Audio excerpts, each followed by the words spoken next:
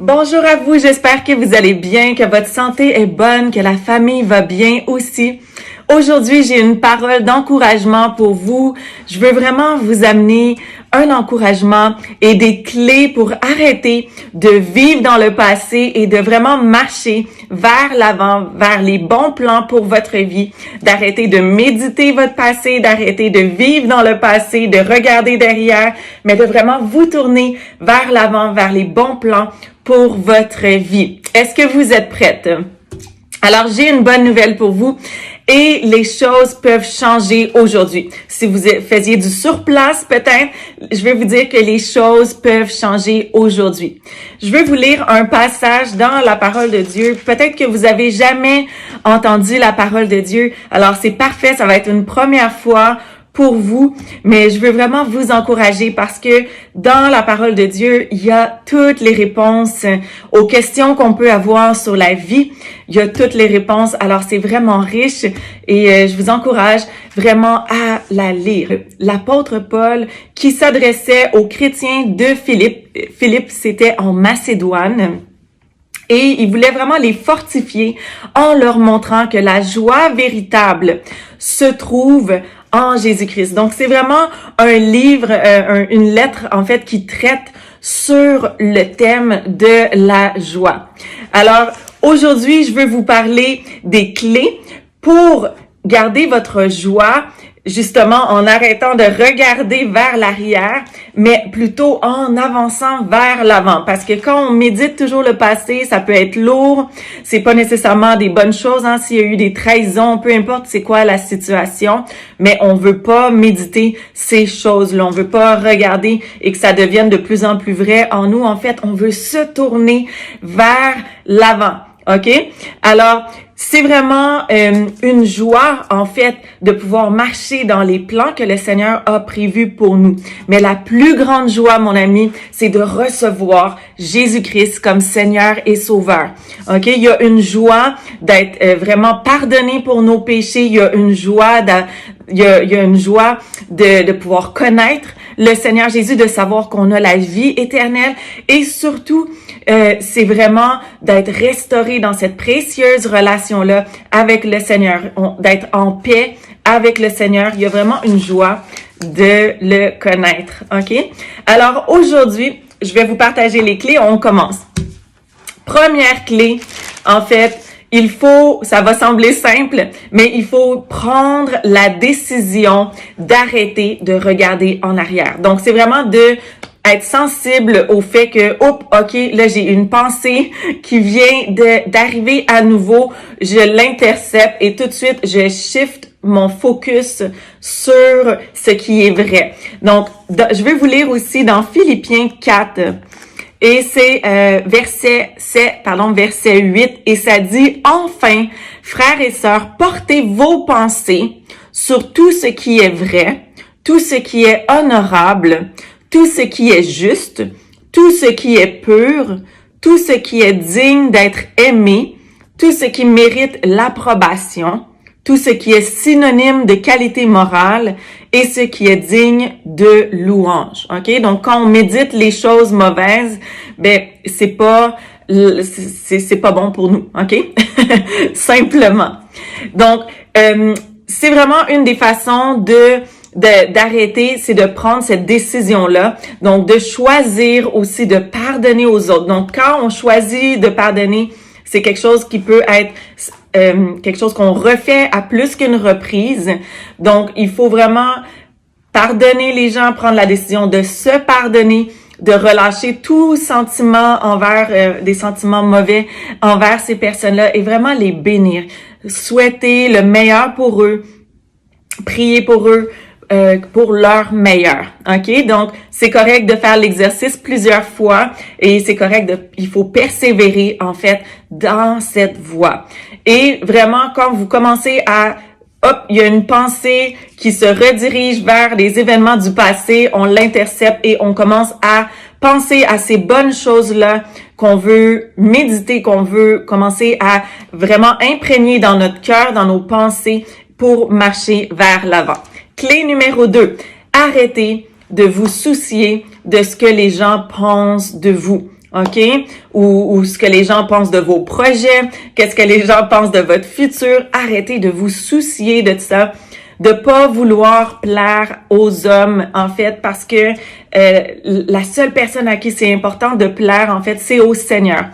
Et une des pires choses à faire, en fait, c'est de commencer à sonder l'opinion de tout le monde quand vous voulez partir un projet. En fait, oui, c'est correct d'avoir des conseillers, des gens qui sont experts dans le domaine, mais vous allez réaliser que souvent, quand vous commencez à prendre l'opinion de chaque personne par rapport à des situations, ça va juste amener de la confusion. OK? Alors, on veut pas avoir des gens qui viennent nous décourager, mais quand vous avez un beau projet sur votre cœur, vous savez que ça vient du Seigneur, vous savez que vous devez aller de l'avant. Évitez, premièrement, de prendre l'opinion de plein de monde qui ont pas d'expérience dans ce domaine, par exemple. Et aussi, je vous encourage à pas l'annoncer tout de suite parce que les choses, il y a des situations qui peuvent arriver, des circonstances, mais plutôt faites-le. OK? Donc, nos actions parlent beaucoup plus que nos paroles. Clé numéro 3. Il faut croire, OK? Il faut croire. Dans le fond, la parole de Dieu dit que tout est possible à celui qui croit en qui? Au Seigneur, OK? Parce qu'on peut essayer par nos propres forces. Il y a plein de choses qu'on peut faire par nos propres forces. Mais quand on a le Seigneur avec vous, quand on s'appuie sur le Seigneur, en fait, c'est qu'on s'ouvre à quelque chose de beaucoup plus grand parce que lui est sans limite. En fait, le Seigneur, il n'y a rien impossible pour lui. Et aussi, c'est qu'il peut tout renverser pour le mieux, OK? Alors, il peut, les situations qui pouvaient sembler impossibles deviennent possibles avec lui. Alors, le Seigneur a des bons plans pour votre vie. Maintenant, la clé numéro 4, changeons notre routine. Alors, si vous êtes habitué, par exemple, à toujours faire la même routine, ben, il y a de très fortes chances que vous alliez, que ça va vous donner, en fait, les mêmes résultats. Ce qu'on veut faire, c'est vraiment mettre sur papier, et là, c'est ma prochaine clé, mais c'est vraiment d'avoir des objectifs et d'avoir un horaire qui va vous permettre d'avoir vos occupations régulières, mais de bâtir en même temps, d'accomplir qu'est-ce que vous voulez accomplir. Donc, je vous invite aussi à regarder qu'est-ce que vous pouvez commencer à améliorer, dans le fond, dans votre horaire du temps, parce qu'on a 24 heures. Donc, quand on commence à regarder tout le temps qu'on peut passer, par exemple, sur les médias sociaux, ben, on peut commencer à regarder, hop, je peux aller gagner 2 heures de mon temps pour, si par exemple, vous avez à cœur de partir votre blog YouTube ou d'écrire un livre ou de peu importe, donc un projet de serre pour votre maison. Donc, c'est du temps que vous pouvez aller chercher en révisant où vous passez votre majorité du temps et d'équilibrer le tout. Alors vraiment, de faire des actions concrètes différentes pour vous permettre d'utiliser votre temps intelligemment. La clé numéro 5, avoir une vision, un plan et le mettre sur papier pour arriver à votre but. Et c'est ce que ça dit dans la parole de Dieu. En fait, dans Habacuc 2 et verset 2, ça dit « L'Éternel m'a répondu et a dit, mets la vision par écrit, grave-la sur des tables afin qu'on la lise couramment. En effet, c'est encore une vision qui concerne un moment fixé. Elle parle de la fin, elle ne mentira pas. Si elle tarde, attends-la, car elle s'accomplira certainement. » Donc, évidemment, ça, c'est un autre contexte, c'est dans un autre sujet, mais en fait, pourquoi je vous parle de ça, c'est que même dans le milieu des affaires, ils recommandent de faire un plan d'affaires. Alors, voilà, il faut avoir une vision claire, le mettre sur papier et vraiment avoir un but précis, à mettre ça, des objectifs. Vous pouvez échelonner ça sur 1 an si c'est de partir votre blog YouTube et vous avez besoin d'acheter des équipements. Vous pouvez faire un plan pour avancer un peu plus. Ça peut être à chaque semaine, à chaque mois, peu importe. Donc, mettez-le sur papier. Donc, aussi, il y a l'évangéliste Daniel l'évangéliste Jonathan Shuttlesworth qui avait écrit, il a probablement écrit sur ce sujet aussi, mais c'est des capsules vidéo qu'il a faites sur la constance, l'importance de la constance. Et vraiment, c'est super. J'ai vraiment été bénie par ces enseignements-là parce que définitivement, souvent on peut commencer quelque chose, mais on n'a pas une constance de continuer à le faire à toutes les semaines. Alors, je veux vraiment vous encourager quand vous commencez, lâchez pas. Clé numéro 6, soyez vous-même. Le Seigneur a placé des dons, des talents, des passions en vous et vous pouvez tous les utiliser. Vous n'êtes pas obligé de vous limiter à faire qu'une seule chose, mais l'appel qu'on a sur notre vie, ça fait partie de nous. Donc Jésus prêcher l'évangile, ça fait partie de moi. Je peux pas l'enlever de ma vie parce qu'il est trop ancré en moi. Il est tout pour moi, Jésus. Donc c'est certain que il va être dans tout ce que je vais accomplir. Donc, je veux vraiment vous encourager de pas vous laisser être rabaissé ou diminué peut-être par des gens qui veulent que vous soyez une certaine version de vous-même, mais avancez dans tout ce que vous êtes, OK? Et la dernière clé, renouveler vos pensées. Donc, au début, ça peut prendre de la pratique, mais vraiment d'arrêter de penser au passé et de vraiment arrêter de retourner dans des anciens patterns, dans des anciennes voies. Donc, il faut persévérer. Et au lieu de méditer le faux, de méditer le vrai, de regarder à l'avant, de regarder au plan que vous avez, de méditer la parole de Dieu. Comme je disais, il y a les réponses à toutes les questions de votre vie. Par exemple, si vous vous êtes fait dire toute votre vie que vous êtes pauvre ou toute votre vie que vous êtes une moins que rien ou peu importe qu'est-ce que des paroles, peut-être des paroles de mort qui ont été déclarées sur votre vie. En fait, vous pouvez trouver la vérité de la parole de Dieu sur vous. Dans le fond, avec la parole de Dieu, la vérité sur vous, sur votre identité, sur qui vous êtes. Donc, vraiment, n'oubliez pas, prenez la décision aujourd'hui d'arrêter de vivre dans le passé, mais de plutôt courir vers l'avant dans dans votre appel céleste. OK? Et en terminant, je vais vous offrir, en fait, de vous réconcilier personnellement avec le Seigneur, d'être pardonné pour vos fautes aujourd'hui, pardonné pour vos péchés et de faire la paix avec lui, vous personnellement. C'est la décision la plus importante de toute votre vie. Vous pouvez décider de partir en affaires, vous pouvez décider plein de choses, mais la décision la plus importante, c'est de recevoir le Seigneur Jésus dans votre vie. Parce qu'on a un certain temps limité sur cette terre, mais ensuite, où allez-vous passer l'éternité? C'est le temps le plus long que vous allez passer. Donc, c'est important de savoir la destination finale et aussi savoir que quand on meurt, il y a un jugement.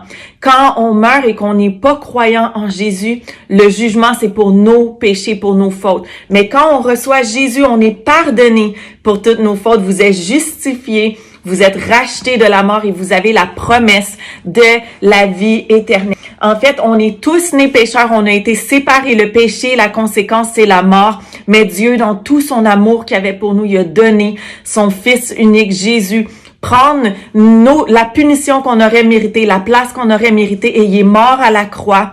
Son sang a été versé, il a été enseveli, et au 3e jour, Christ est ressuscité des morts et il est vivant aujourd'hui. Alors, pour recevoir Jésus aujourd'hui, vous pouvez fermer vos yeux. Je vais vous inviter à recevoir le plus beau cadeau du monde et c'est Jésus-Christ, OK? Alors, peut-être que vous avez jamais entendu parler de l'Évangile avant. Peut-être que vous avez déjà entendu parler du Seigneur, mais vous l'avez jamais rencontré personnellement, expérimenté ou vécu un temps dans sa présence parce il est vrai. Le Seigneur, il est vrai. On peut sentir sa présence. Il est tout puissant. Il guérit les maladies. Il délivre les démons. mon ami, le Seigneur, il est vrai, OK? C'est beaucoup plus vrai que plein d'autres choses, OK? Donc, je veux juste vous dire, en fait, que peut-être vous vous êtes éloigné ou peut-être vous l'avez jamais réellement connu. Aujourd'hui, vous avez l'opportunité de le recevoir pour vrai, de prendre cette décision-là. Peut-être que il y a quelqu'un qui a pris la décision pour vous dans le passé et que c'était jamais quelque chose de personnel. Mais c'est important de prendre cette décision-là personnellement parce que la parole de Dieu dit qu'il faut le déclarer de sa bouche et croire dans son cœur.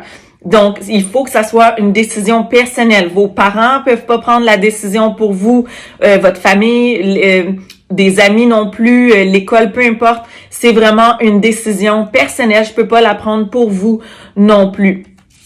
OK, alors je vous invite à fermer vos yeux là où vous êtes et vraiment, je vous invite à recevoir le plus beau cadeau du monde et c'est Jésus. OK, alors on va faire cette prière-là ensemble et vraiment, je veux vraiment que vous fassiez cette prière-là avec tout votre cœur et il faut le déclarer avec votre bouche. OK, alors fermez vos yeux parce que c'est une prière que vous faites pas à moi mais au Seigneur. OK, alors vous pouvez répéter après moi. Père céleste, je te demande pardon pour mes péchés. Jésus, je te reçois comme Seigneur et Sauveur. Je crois que tu es mort à la croix, que ton sang a été versé pour me purifier, me pardonner, me racheter, que tu as été enseveli et que tu es ressuscité des morts. Je crois que tu es vivant aujourd'hui. Jésus, baptise-moi de ton Saint-Esprit et de ton feu. Lave-moi de mes péchés. Aide-moi à être fidèle jusqu'à ton retour dans le nom de Jésus. Amen. Alors, en terminant, je veux prier pour vous.